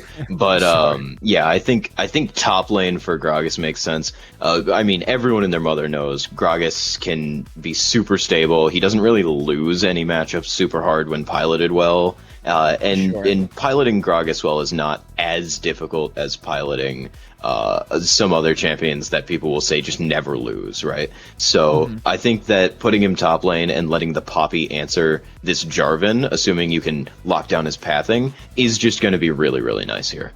Yeah, I agree with all the points you have laid out. My only hope is that we see a Gragas that doesn't build full AP. Yes, please. I think it's like on paper, and I've seen it work in games, and I've seen it work in comp games. At like every elo. My issue is it's like Nunu. When you can just build a tankier version of the champion and be just a better version of that champion for your team, like just do it every time, right? But a lot of times on Gragas specifically, I don't know what it is about that champ. People just love going AP. They're like, screw it, big bomba. Which, don't get me wrong, like that's awesome, right? Like, it's funny as hell. But like, I think a frontline with Varus Hui as your sort of your damage dealing win conditions, like having a tanky Gragas, like a phase rush Gragas, I think would be really, really potent here, rather than an AP Gragas that if you get knocked up by or hooked or stunned or pulled, right? I think there's 4 champions that can absolutely destroy you if you don't have resistances on this Gragas. So yeah, I feel like it's almost even worse than that, because if you don't have that explosive cask at any moment and Tristana is within auto range of you, you're gonna pop like a balloon. yeah, you're deleted from the game. Like, and there's a lot of damage I think out from Conspiracy Esports. I think less so on Syndicate, which is again akin to what we saw from Conspiracy on the red side, game 1, right? I think on paper, like, Swain's support doesn't deal a lot of damage. Morgana mid isn't like a huge damage dealing, right? A lot of her power is indexed into CC, Black Shield, right? Soul Shackles, AoE damage. Like, they didn't have a lot of damage just like up front until they got later on into the game with this Sivir. And I think Syndicate is now taking that approach, right? Like, Varus Hui are really the only 2 heavy hitters, unless it's AP Gragas, which, again, like, I really hope it's not. As opposed to Conspiracy has drafted, like, Jarvan does have, I think Jarvan's overtuned. Like, Jarvan is one of the strongest junglers in the game right now. It does too much damage and is too healthy for how much damage it does, right? Like, his Q is going to deal like 600 damage at rank 5 with some items. On top of it, armor shredding. On top of having like 8% max health with Martial Cadence passive autos. So, and obviously Darius deals true damage. Like, Tristana is one of the better scaling ADCs. Syndra, excellent scaling control mage mid. Like, there's so much damage here, which is, again, I think more akin to what Syndicate had in game 1. So we've sort of seen the tables, how the turns have tabled in this one here. I'm curious to see if, the same sort of series of events happens, right, in this game. But yeah, I think that this one's a lot harder to just say, yeah, we sit back and scale, right? Because as much as Varus does do a lot of work, like, I mean, it's not Gumayushi's Varus comes to mind, right? Yeah. It's not the easiest champion to pilot in that way, Sure. right? It's really easy to go lethality Varus and do a lot of damage super safely. Going attack speed Varus, which you may or may not need in this game, to be honest, is just a lot more difficult to pilot. Yeah, it's funny, actually. I like that point. You may or may not go attack speed Varus. Weighing the sort of options, you have Hui and Varus are your damage dealers. If you go lethality Varus, right? If you go Yomu's Varus, like with Collector and whatever the hell else lethality Varus goes, your damage is now in windows, right? It's very much so tied to your cooldowns on both of your damage dealing champions, right? Hui is a scaling control mage mid, control mage, also just artillery mage because he does too much, but that's a separate conversation. But again, his damage is very much so tied to cooldowns, especially when you have to double cast them and they have long cooldowns, stuff like that. If you go lethality Varus, like, you're basically an AD caster bot laner, right? And again, your damage is going to come in windows. And if we theoretically have Poppy tank, Rel is a support tank, and if you have a tankier Gragas, like an AP Bruiser or a full tank Gragas top, like, you don't have any damage in those dead spaces, right? In those windows. So I almost, part of me, as a gut feeling, feels like we're going to see an attack speed, like an on-hit Varus this game, as we are getting into It game is one. Comet. Yeah, it is Comet, so maybe I'm wrong, but part of me I think would rather see a consistent DPS threat, right? Because hypothetically, what if we don't get the damage of that window off on Hui and on Varus, right? Trist thrives in those situations, right? Like Trist, a lot of her damage is built into her explosive charge, but like let's not make any mistakes here. Trist autos will hurt really bad late in the game, especially with the draw a bead passive. Like she has what 600 and like is it 700 and something range at level 18? She gets up to, I believe higher than it's Caitlyn. 715 range now. Yeah, I think it by just level beats 18. Caitlyn. Minions have spawned. Yeah. So yeah, like I know she can it was sit like super far away and just right click, and a Varus can't do that. If it's lethality Varus. Yep. Well, I mean, he does still have a lot of, piercing arrows coming out if it's lethality, which is indicated by this comet here, right? I do think it's good, but, we talked a lot about ADC itemization in the back half of last game. You want to talk about a champion that really, really loves Navori Quickblades? You're looking at Tristana. Oh yeah. I mean, being able to get every single one of her abilities is potent as hell in any sort of skirmish or teamfight situation. So, yeah, I think Navori is super, super good on her. Also, when so much of your damage, like when you can one-shot like nearly any champion of the game, or I say one-shot, but it's really four-shot with explosive charge, when it can kill like nearly anyone at level 18, outside of like Ornn and Cassante and maybe like Mundo and stuff like that, like you want that up as much as possible, right? So in that regard, I understand the sentiment there of Navori being a high priority item for this champ. Yeah, as we will see, the early push does go in favor of this Varus. He's just really good at pushing the lane. Like, Tristana can put the bomb on a minion and then stack it up and get the push, but it's not strictly necessary here. Thresh with the Flay, which we saw him take at level 1, means that there's not really a great engage angle for this Rel here, so you're fine just letting the wave push. Yeah, I think you are fine playing it a little bit safer. Plus, I think before Trist has a few items, like a level 3 Varus is more than happy to sort of take that fight, right? Piercing Arrow and Blighted Quiver, right, when activated before the Piercing Arrow, is going to be disgusting in a level 3 2v2. Oh, yeah. So I think they're pretty content with just biding their time in this lane. Like, Tristana will outrange and will be able to outpush when she wants to. Plus, when you let a Varus Rel push up on you, your Jarvan can get a gank off. Unfortunately, we are now seeing the wave crash as Jarvan shows on the bot side. So it looks like they're opting to just push the wave so that Jarvan can secure Scuttle here, which understandable, right? I think Poppy on a counter gank is super, super good, right? If Poppy's pathing the same way as Jarvan. We are going to see...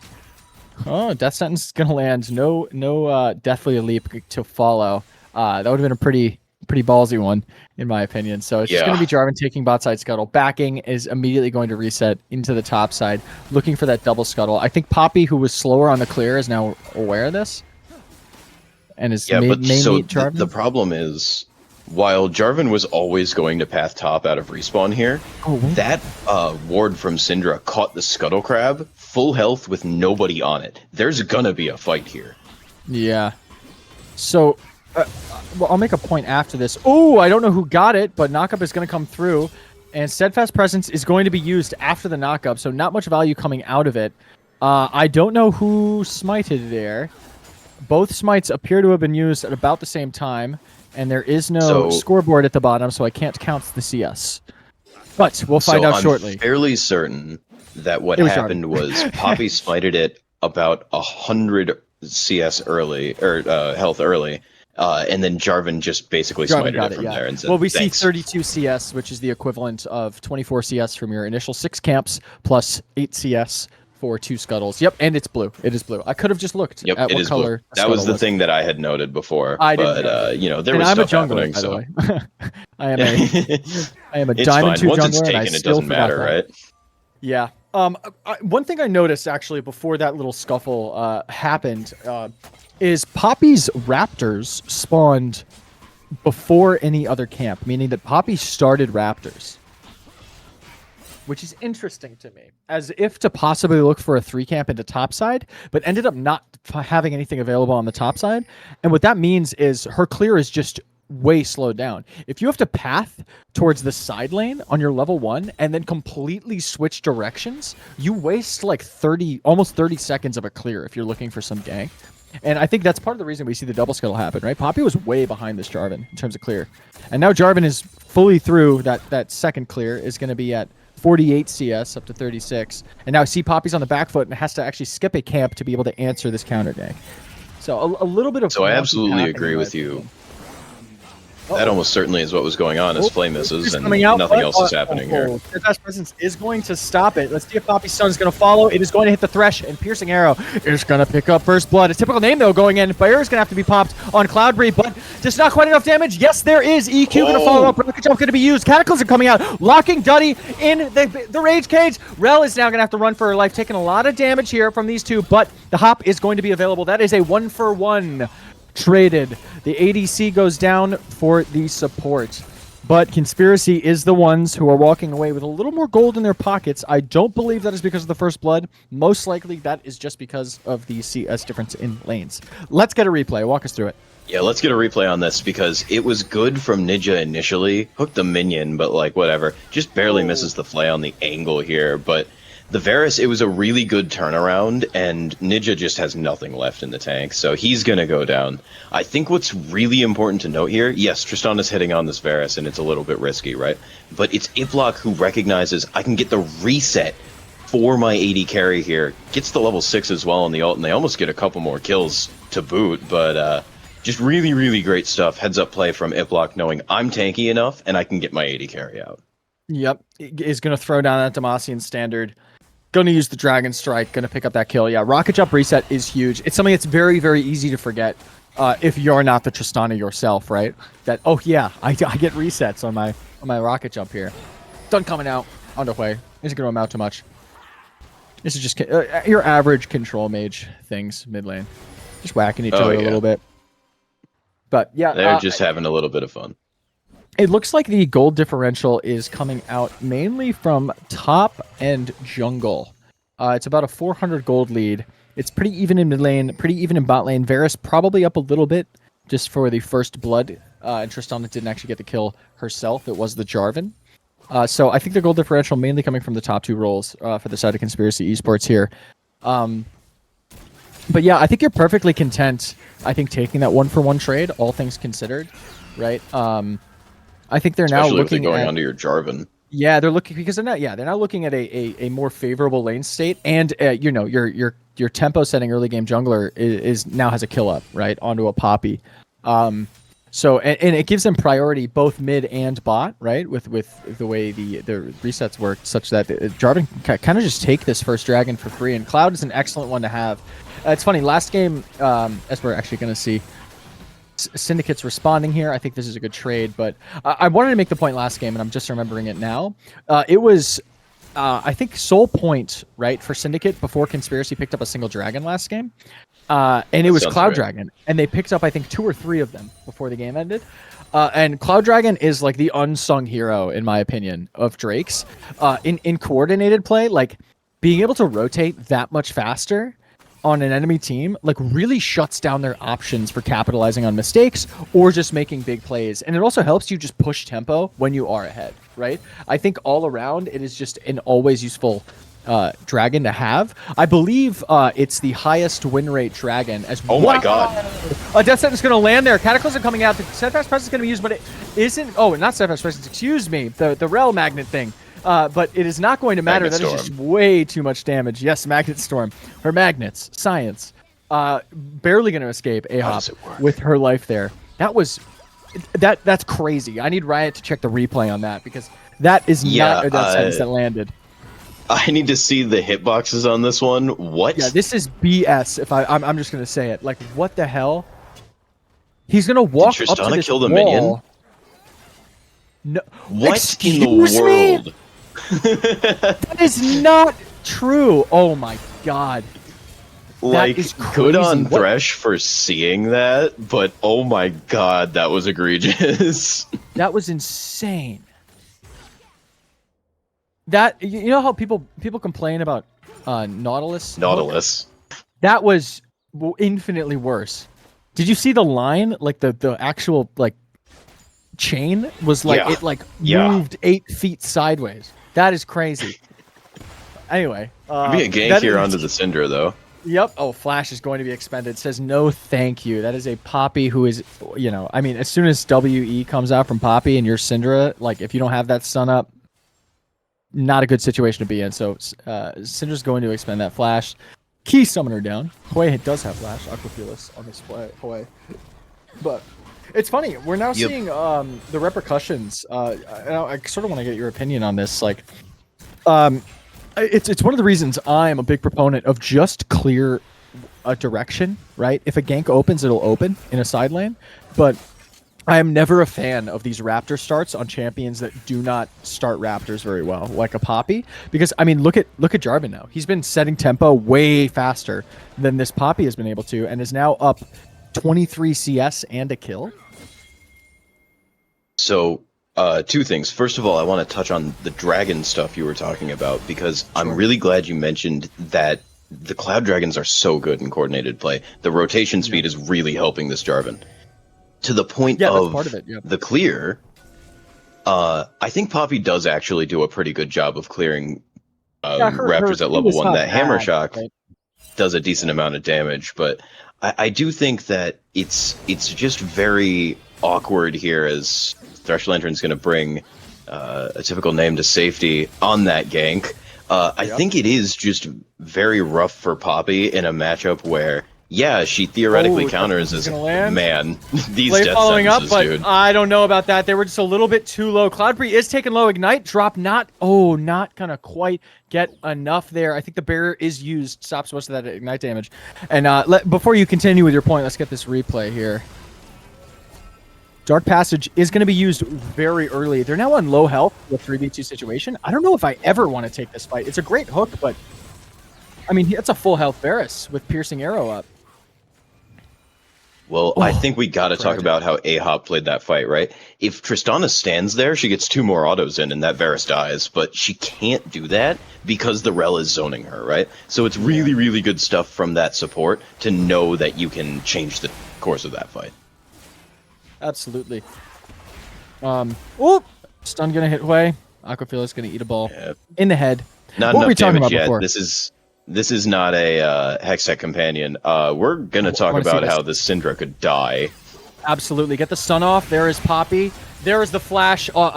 Excuse me, not audacious charge. Wrong ability. Heroic charge. And yep, you called it before it even happened. Very, very good use of the hex flash there. Great also use by Duddy to position the heroic charge in such a way that that stun is going to be guaranteed. You see a lot of Poppies who aren't super versed on the champion just throw the charge and just, you know, like push an enemy to safety. But yeah, great understanding of the flash usage there to sort of redirect that stun directly into the wall. They're going to start up the dragon for this. Yeah, they are, and I don't see any reason they can't take it. Jarvan pathing all the way to the top lane here, but I think it's just way too safe to ever go after this Gragas. A little bit of damage coming out here, but nothing too crazy. I believe we were talking about Poppy's clear, and I think it was so rough for her to get put behind in this matchup. You theoretically counter in the 1v1, but there's just not really a world where you're doing much of anything once you get to this point where you're not strictly down, but the Jarvan is up, and that's a big difference. This dive is not doing what they wanted to. Coming out, an interesting flash isn't going to keep Espada alive. Slippy taking 2 tower shots. It's not going to be enough. Not quite sure what that flash was. Maybe to reposition from Syndra? Yeah, I think that was the idea. Scatter the Weak was already used, and that's the only thing you can really flash into a Syndra, if I'm not mistaken.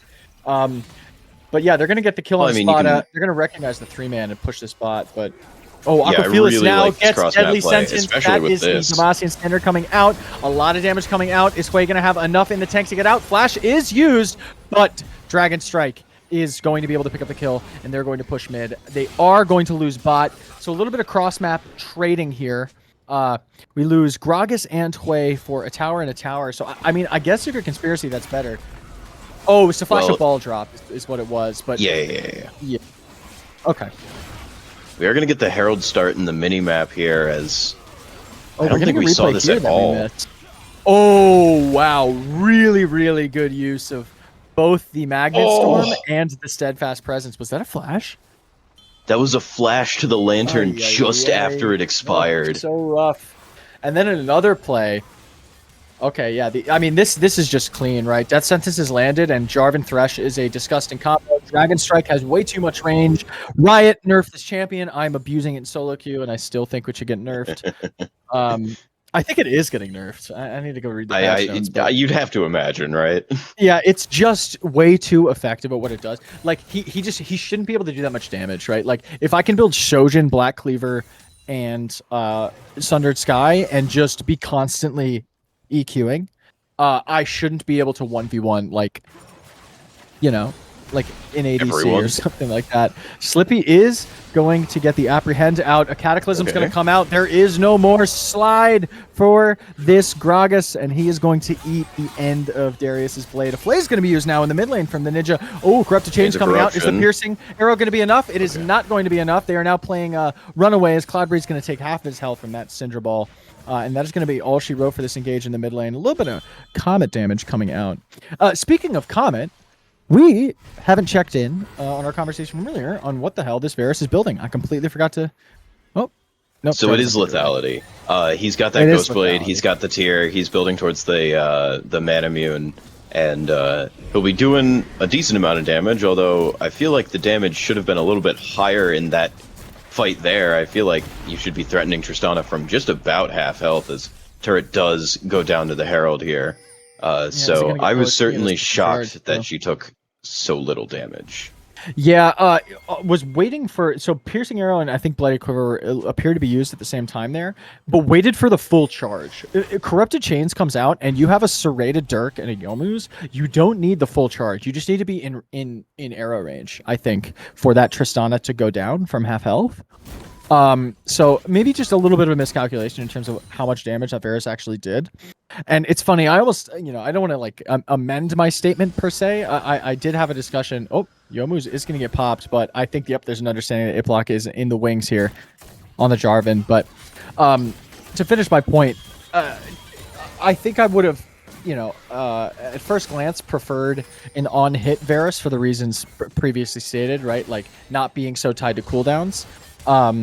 But in hindsight, again, this is a comp that doesn't have a true tank, right? Like Darius is beefy, but again, is a juggernaut, right? It's a lot of damage and health more so than resistances, which means that a percent or missing health, ability such as Blighted Quiver, and a Living Vengeance, Piercing Arrow, these things like will be able to rip through this team. And again, Jarvan builds health. He doesn't necessarily build a lot of resistances. You're going to see stuff like Sundered Sky, Spear of Shojin, Black Cleaver, Sterix Gauge, maybe a Spirit Visage as a resistance item, maybe a Death Stance as a resistance item, maybe a Thornmail, yada yada, Frozen Heart.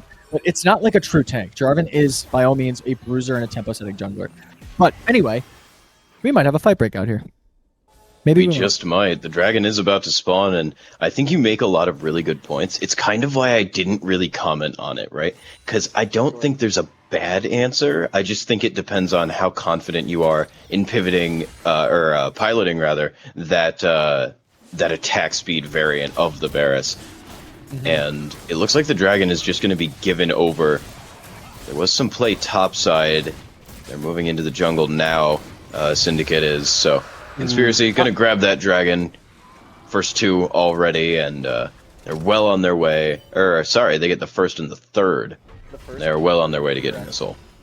I have to comment. I take a lot of grievance with how this dragon give was responded to by Syndicate. I understand the reasoning, right? You don't have priority. This is not a team you necessarily want to walk into, and so Syndicate opts to take stuff off the map. They have Gragas who gets the top lane tower. Nobody pushed mid. The jungle camps topside are a good thing to take off the map. What's better to take off the map is to just shove the mid lane, and it's sort of the prototypical response to a Dragon Give. But Flay is going to be used defensively here. Dark Passage is going to be used to slide that Syndra out of danger's way. But yeah, to bring it back to my point, there's no reason this mid lane tower should be standing right now. Varus was the only one catching the wave. You don't need a Rel and a Poppy taking blue buff, is my point. I think it's a little bit of a missed opportunity from Syndicate. I absolutely agree with you on that. I was kind of shocked that the mid lane turret, which was at half HP, didn't go down.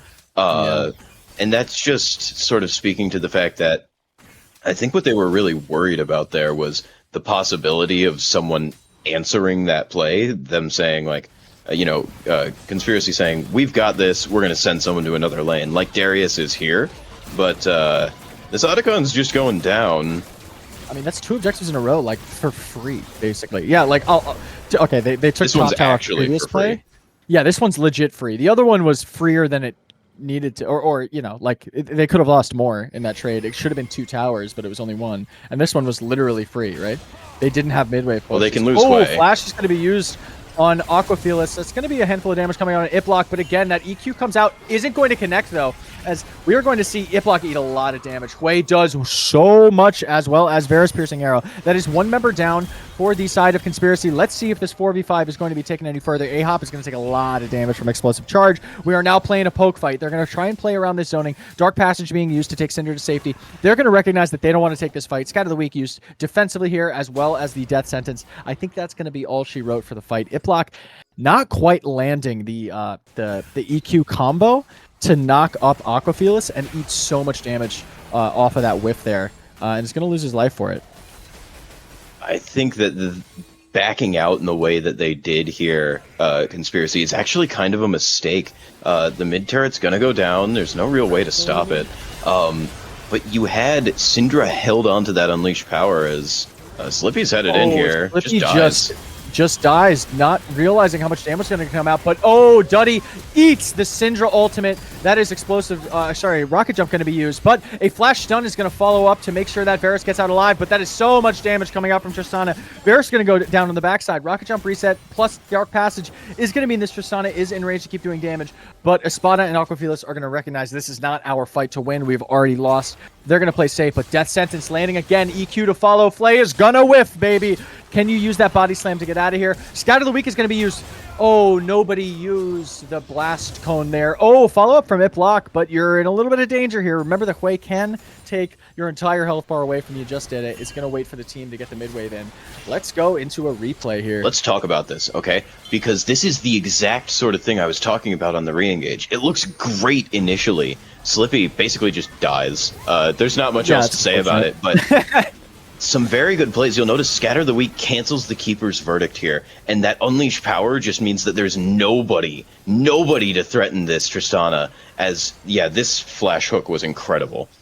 Someone check. This is crazy, these hooks, by the way. They are so on point. At least that one made some sense. No, that one looked good. It was just very, very, well done.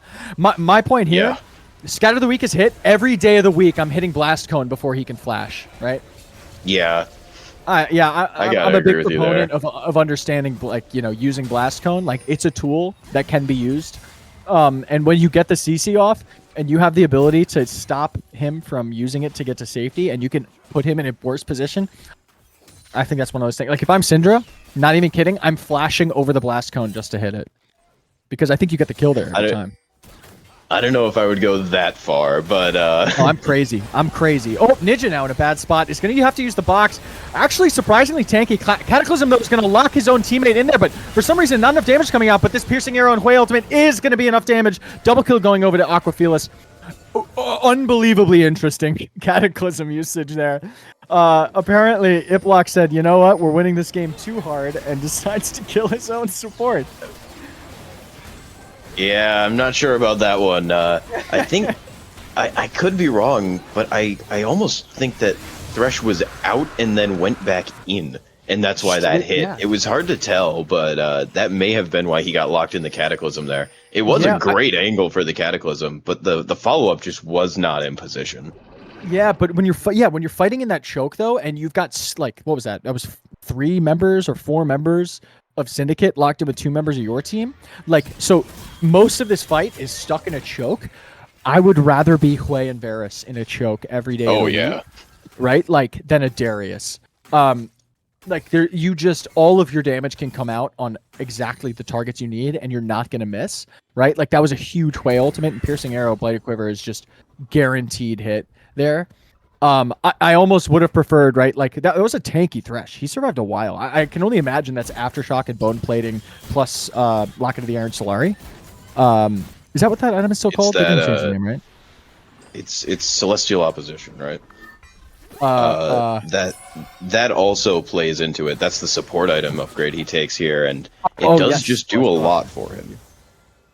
Yeah, like he lived so long. Yeah, Locket, shielding plus Celestial Opposition plus Aftershock, Bone Plating, like lives a long time, right? And on top of that, soul stacking gives you great armor, right? Like you're going to be able to survive this Poppy and this Varus for a little bit. Oh, Corrupted Change is Nice going to go dodge. sideways. Yeah, very good sidestep here. Really good movement. I'm just seeing in general out of Ninja on Thresh. Scatter of the Week is going to land. Let's see if the Cinder follow-up damage is going to do it. Not quite enough. Pops that Unleashed Power a little early. I don't know if we had all of our bombs. I don't think any orbs were pre-placed like in the bush or anything like that. I think it was only like T1. 5 orbs. Sorry. Hell yeah, T1. Go Faker. But yeah, so Unleashed Power is going to be used. Aquaphilus is going to walk out. Does have to reset, but both mid laners do. So if this is going to be anything, it's going to be a 4v4. I think Syndicate's aware. Yep, TP from Hui coming out. They've got Hui coming in. We have TP from Syndra, but it's not used yet. I think that's a win for Conspiracy here. You got the TP out of the mid laner. Yeah, you take the TP every day of the week. Yeah. But I'm very curious. We're at 27 minutes. Is this Syndra not transcended yet? Yeah. Production's helping us out. That is 140. So she is. Excuse me. She has the execute on the ultimate here. Yeah, that looked like it was well within the execute range. No. I think it was a little bit above. I think my point from before being if you pre-place an orb, right? I think it kills. I think it's 1 orb difference. Yeah. Because she sort of just might be right. She walked in, dropped the Dark Spear, used Force of Will on the Dark Sphere. Scatter the Weak was to open, right? And then used the Force of Will on the Dark Sphere into the R. So that only gives you I'm sure some Syndra player in the chat is going to correct me, but I think that was like 5 orbs, something like that. It just wasn't quite enough damage. Yeah, I mean it's 5 orbs based on just like the default combo, which I'm sure is what it was. Yeah. Also, it's Blackfire Torch. Is the first item, it's Blackfire Torch. It's not Companion. That's a big deal here. It's not Ludens and Blackfire Torch is such a bizarre option on Syndra. Like I get the theory, but unless you're hitting massive Scatter the Weeks, I don't really see the reality of it. You're also a pretty snap engaged team when you have Thresh, Scatter the Week, Tristana, and Jarvan, right? Like you can go very quickly, which makes me want to play less for a poke style item like Blackfire Torch, right? Gives you mana, gives you burn, so it's better for like sustained zone control as opposed to a Ludens, right? Which is just going to delete someone who just got stunned. But EQ is going to find 3 members as well as Cataclysm, but there is a flash on this champion, but he's just CC'd and is going to eat so much damage. Scatter the Weak does find 2 members. Keeper's Verdict is going to be used, and Thresh is no longer in the fight. This is a 3v4, but Aquaphilus is on super low health. Flash is not quite going to find it, but the rocket jump into the auto is. This is Reset City for Tristana, and let's see what happens. There's 1 going down, 2 going down, 3 going down, 4 about to go down. Does he get it? Yes, he does. That is a triple kill for Darius, and they are going to look for the win here, if I'm not mistaken. They can at least get top lane. They have the wave up there. Someone might have to tank. Ninja, you might just want to run into this turret. You got explosive charge. Maybe not. All right, we're going to wait for the mid lane, but wow, what a fight. I think that the backdoor bonus would have made that pretty rough. I got to say, you are calling something fierce, my friend. You're almost being too powerful for your microphone. Let's take my another bad. look at this fight. I mean, it's not your fault. It was not peeking. It was something else entirely. Fantastic engage from Jarvan as we see the TP come out, and initially it does look really, really good. You kill it block. The scatter the weak doesn't do that much. The unleashed power doesn't either. That explosive charge detonating and Darius in the middle of 4 is really what sends this fight in the direction of Conspiracy here. Oh yeah, just a great use of resets on Darius Trist. I almost forgot that was part of this composition, right? Like they have a really good snap engage, and they have like excellent resets, right? All it takes is 1 kill. And I'm almost, pinching myself for writing the comp off a little bit. Not that I fully wrote it off, but I don't think I was as much of a believer as I am now in what this comp can do. Right? Like I'm pretty impressed with Conspiracy. I think it's harder to execute, but when it does, like that's what it does. You find that 1 kill that you need, akin to like just dead Diego comp, right? Right. Oh, Nid. Wow, he just walks out. That's fun. But there's the 1 Cloud Drake working for you. Yeah, I guess so, right? They didn't really even hit him, otherwise the Celestial Opposition would be down. I do want to align a little bit on what exactly Blackfire Torch does as an item, though. You do get burn, but it's like 30. It's not a notable amount of burn. What you're really looking for from that burn is the 4% AP boost, which is why Syndra wants it. She stacks all of these percentage AP boosts to do a lot of damage. But you do still have to hit it. It's for each body slam. Umber coming out. Oh no, we're already going to lose Tristana. And now this is not a fight that you can take if you are Conspiracy. They go from hero to 0 here as an excellent body slam is going to catch members out. And they're going to look actually turn this into a dragon. If there's a moment in which this team can turn around sort of the tides of battle here, I think this is it with a Baron play. Do you try to steal this as Jarvan? I don't know. It's high risk, high reward. If you steal it, like you might just win the game. If you do not steal it, you now have staggered death timers. Luckily enough, though, Dragon's in 3 minutes, so maybe it is a take. He's going for it. They're holding damage very well here, too. Look at that. Oh, he almost almost goes down. Excellently done, though, by Syndicate. Like, that's exactly what I love to see as a jungler. It's a pet peeve of mine when the enemy jungler goes in for a smite steal and the team, like, say it's like 4K and your team keeps hitting the objective. Yeah. It's like all you have to do is not hit the objective and you have just completely wasted, Jarvan's time. But they do an excellent job. They call off the damage and they kill that Jarvan. It was still close, right? Like, there's a world in which they keep hitting Baron and that easily it's a flip, right? And Poppy has no control in the matter.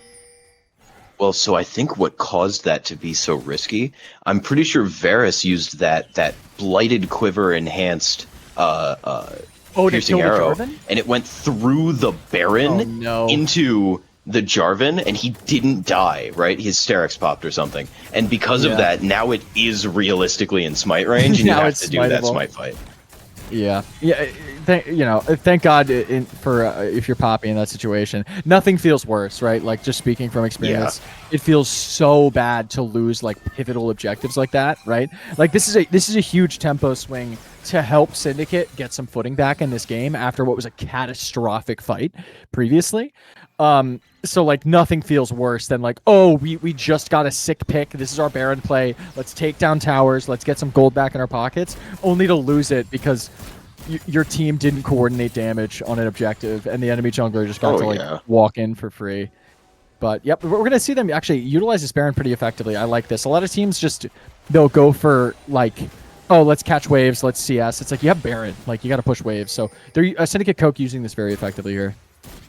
Yeah, I love the mid pressure into bot here. I think taking 2 inner towers is exactly what the doctor ordered. You don't really need to look for anything else, but with about a minute left on Baron, you do still have a lot of pressure, and now you can move into the let's catch waves, let's just push the general map here, and maybe we look for some mid to top play after this dragon. Yeah, I think with about 45 seconds left on the spawn timer for what is Soul Point, this is a huge thing. Like, if Conspiracy can pick up Soul on a Syndra, Jarvan, Tristana, Darius comp, like Infernal Soul here, even Threshold is gonna hurt. Like, huge stun coming out. Cataclysm not quite used yet. Now it's going to get used to section off the team, but A-Hop is the one who's eating Unleashed Power, and Block is going to get killed on the backline. What an unfortunate series of events. Can Espada get the pick? No. Buster Charge, or Buster Shot, excuse me, is going to be used. No. Typical name is just pulling an EG Danny. Oh, Body Slam Flash is going to find Syndra, and oh no, on the other side of the fight, Hui was able to find Tristana. Oh, Did you no, see that Conspiracy. fear? Oh my god, Conspiracy had it in the bag and just unleashed power on the wrong freaking target. That is not who you want to be using it on. Here, walk us through Watch. this. Okay, so let's start off. So this starts off with a great scatter of the week, and I think it's just a misclick. Oh no, okay, so Hui does flash out. It's a fantastic re-engage on the side of Syndicate here, as they are doing the dragon in that mini-map, and they will get it. For a moment here, it looks so good because you have like Even the here it's reset. good. Syndra gets a big amount of like delay here, right? And with the Buster Shot coming out, it looks promising. But It's still watch fine. Tristana here. Oh no. Oh. She just gets sniped by Aquafelis there. That Grim Visage did so much. I have to point out, as a Jarvan player myself, Iplock, I'm so sorry if you rewatch this VOD later tonight before you go to bed. You gotta. I think you flash EQ there. You do not EQ into flash there in that situation, or you flash to bait out the steadfast presence. We EQ'd immediately to get into range, and then 8 CC did it get before we blocked? could use flash. Yeah, I mean Cataclysm. It was late in the fight because we EQ'd first, which blows half of your CC, and then went for a flash ultimate. But Iplock had to eat about like 2 seconds of CC before that flash ult could happen. And It kind of congregated them in a spot that wasn't as helpful, right? Exactly, right? I mean, granted, Iplock solo tanked the Hui ultimate, which is a huge ability to get off the table. Yeah. And I think from that point, like, Conspiracy still had an angle with a Tristana to be fighting. Just unfortunate there, right? Body Slam Flash, excellent out of Espada. As well as, Hui finds the fear on a flashing Tristana. I think it was her flashing to get into range. My first reaction was, she flashed to get over the ability, which is super risky. I don't necessarily think she was flashing to get over that specific ability. My guess is she was flashing in anticipation of a crushing maw coming out. And obviously, if she's closer to you, she's just going to kill you. Yeah. Unfortunately, like, eats just a face full of that fear and piercing arrow, as well as the Hui follow-up damage. Like, if you're feared and you're alone right there, like, no one's living. So, good counterplay there from Syndicate. We're now sole point, both teams. This is an 800 gold game at 38 minutes. Like, this is anybody's game. Yeah. Well, and this is exactly what we were talking about at the break, right? Maybe, Conspiracy doesn't have the most conventional teamfight comp, but they still have a comp that really wants to be popping off in teamfights, right? Snap engage on a target, get a kill, get resets, blow up from there, right? And then it is a more standard teamfight comp from Syndicate, and just like I was saying, these team fights and these teams are just so great. Yeah. Oh, I'm just noticing. Why do we have steel caps on Jarvan this game? That's a great question. Useless. It's like it's just a treads game, right? Like Baron has started up here. Baron started up. I don't know that this is. I mean, they know it's happening, but I don't know that they can stop it. Yeah, Steadfast Presence is used. The sun's coming out on Slippy. A-Hop, you're alone. Nothing's going to come out there. Ultimate going to be used early on Espada for curious reasons, but Aquafelis is now in a super bad spot. Cataclysm into death sentence. That's a dead champion. Rocket Jump going to take Tristana out of range of the Corrupted Chains. Flash is going to have to be used. Keeper's Verdict. Who's it going to hit? It's going to hit back to, but we get a flash out of Iplock on the Jarvan, and it's not going to land on him. Rocket Jump is back up. This is going to be a lot of damage. Can we dodge the piercing arrow? We can't, but it doesn't matter. Rocket Jump used again. A Scat of the Week is going to stop Gragas from getting way too close to that Yordle. Middle inhibitor turret's going to go down, but there are 5 members up for the side of Conspiracy Esports with 2 remaining. If there is a time to end the game, it is now, and we're going to see them go for it. Espada, it's your hero moment. Time to shine is going to eat an EQ combo. Unleash power, that's all she wrote. This is going to be one more turret down. This is going to be a quick 2-0 for the side of Conspiracy Esports. They take this series, and they take first place in their division. What a fantastic game from Conspiracy Esports. That by the end of the game, that Tristana was tearing your team apart, jumping around everywhere. That Syndra was truly transcendent. I think it was even her damage on its own may have been enough to get through that that hybrid of a Gragas, but just a fantastic game from them. You know, some hiccups, sure. But overall, they played very, very clean. I really think Slippy was an unsung hero. In that Baron fight at the end, he would drew 3 people away. It was absolutely fantastic. Let's check the replay on this. What Look, is he's got this like 5,000 health. Yeah, so steadfast presence is used. Was that Keeper's Verdict charge? Okay, it has a low channel there. So yeah, we're just solo blocking off their entire backline here, and AHOP is just not on the same page as the rest of the team. Like this rel died for nothing, unfortunately, because Slippy, like you said, just absolutely buying so much space and time. Itblock is more than comfortable eating Quay damage here, I think. Aquaphilus going down is just such a massive factor in this fight, and like Tristana is gross here. Keeper's Verdict. EQ is going to be flashed by the way. really, really well. I think that's just an excellent play. I love a typical name just going for it and saying screw it. Yeah.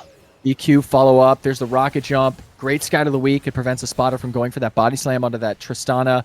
And this is it's Varus Gragas. You do not have the tools, right? Like it's just so hard. A spotter just goes down so quick. Much damage. And yeah, that's it.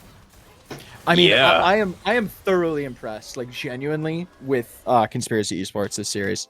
Like, you know, like a lot of the times you'll see, and I feel like this happened. I'm going to throw it back to last season of Conqueror, where I was lucky enough to be casting. And I'm going to throw it back to Syndicate, Like a Dragon, versus Syndicate Reboot Card in finals. And these are 2 finals level finals, caliber teams. And clearly they were good teams. It's a Diamond 4 cap league.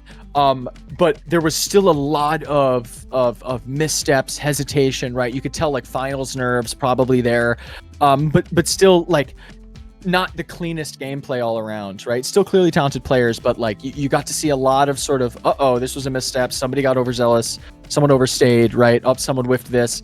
This might be like the cleanest play from a hard to execute comp I've seen out of Conqueror. Like, I think I'm going to make that statement. Like, I'm really, really impressed by Conspiracy this series. I don't, like, we talked about it on end, right? The ease of execution between these 2 comps, and I don't think Conspiracy had the easier to execute comp here.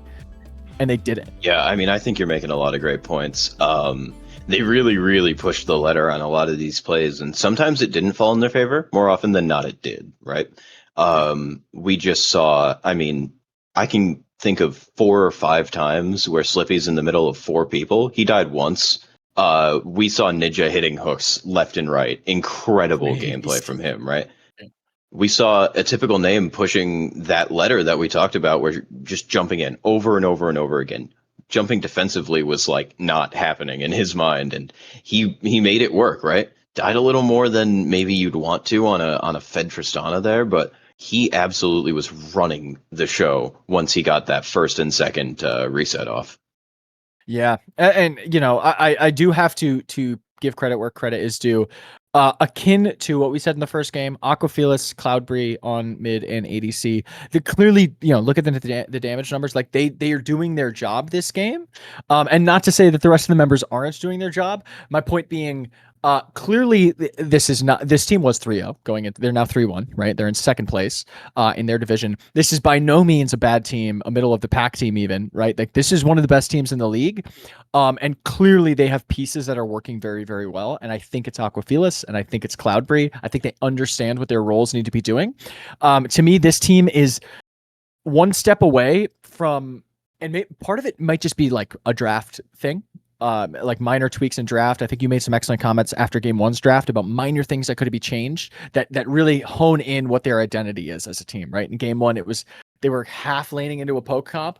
And this game, they were sort of half leaning into a team fight comp, like Conspiracy drafted game 1, right? Like Gragas, Poppy, Rel are so excellent in those situations. I even think Hui is, but when we draft the Hui with a Varus, both of whom, like we said, have windows of damage, right? They're tied to their ability cooldowns. That leaves just enough of an opening for like a snap engage comp to just execute on those windows, right? Like Conspiracy read that, drafted for it, and then execute on it. And I mean, that just takes me back to a point as to why I think I'm just so impressed with Conspiracy. It might be just some of the best drafting and then execution of said draft in Conqueror that I have seen in my Yeah. 3 splits now of being able to cast on this desk. So hats off to both I do teams. These want are to clearly 2 good teams. So I do want to mention, like, yes, everything you're saying is absolutely true, and not to take away from anything that any of these players did. I almost feel like they drafted the snap engage comp, and then they were snap engaging in those windows, right? I mean, how many times we saw plenty of times where the chains of corruption go wide, right? How many times did we see it hit? Did we see the keeper's verdict fire anyway? It just didn't matter in some of these fights, yeah, right? Because of the targets they're choosing, because of when they're choosing to engage versus stay back. I think that was really the big piece in this snap engage comp that let them get that final nail in the coffin. yeah, got to agree. Got to agree. But I guess before we can talk your ear off, our audience members probably talking about league theory for another 2 hours. I know I certainly could. We're gonna have to send it and call it for a night here. This is Titan Esports Conqueror. Congratulations to Conspiracy Esports for picking up the win, securing that first seed in their division. Stay back, on the stream for I think tomorrow we've got Immortal going on. Next week again, we'll be Conqueror here on Wednesdays. My name is Swifty. That's Shore. Have a good night. Good night.